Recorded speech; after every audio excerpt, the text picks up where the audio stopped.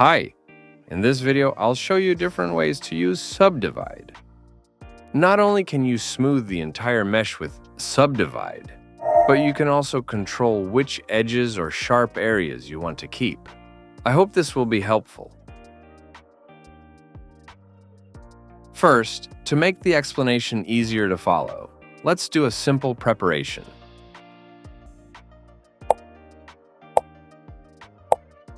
Add a cylinder. Adjust the shape a little.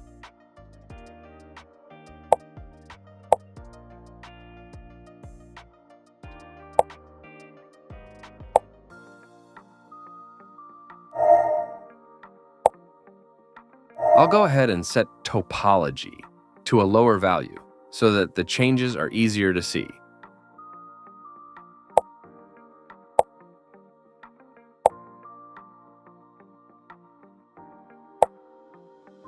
Validate the mesh.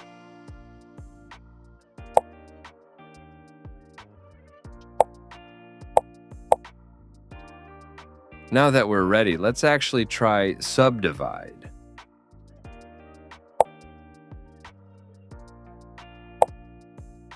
This time, I'd like to show what happens when using Subdivide with no options enabled, and how the result changes when each option is enabled. First, let's try Subdivide as it is.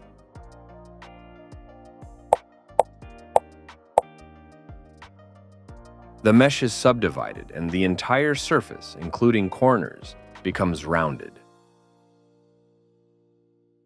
I'll double tap to undo one step at a time.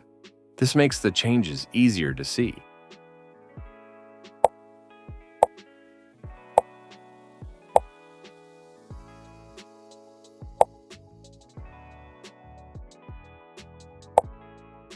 Next, enable linear subdivision and try Subdivide.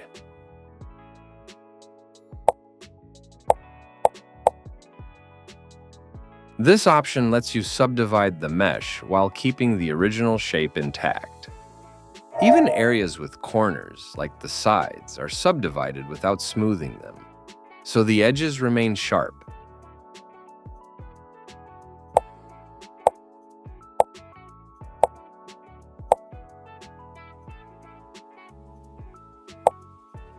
Finally, we'll enable Sharp Border and try Subdivide.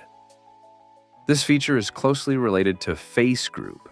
So first, let's check the cylinder's face group.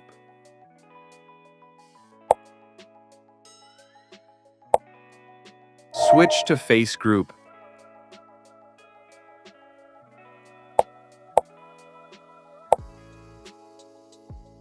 As you can see, the cylinder is divided into 3 face groups: top, side, and bottom. Since we're only checking, it's fine to switch to another tool.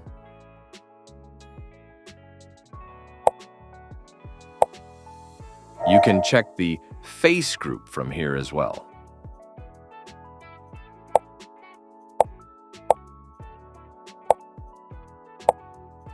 Now, let's enable Sharp Border and try Subdivide.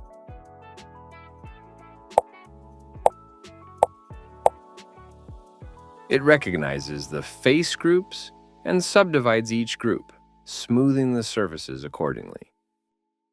The boundaries between face groups remain sharp, so by separating the groups, you can smooth only the faces while keeping the edges intact. Even if Sharp Border is enabled, an object without separated face groups will produce the same result as using Subdivide normally. By adjusting the face groups, you can smooth only the areas you intend, so be sure to give it a try. I hope this was helpful, even a little.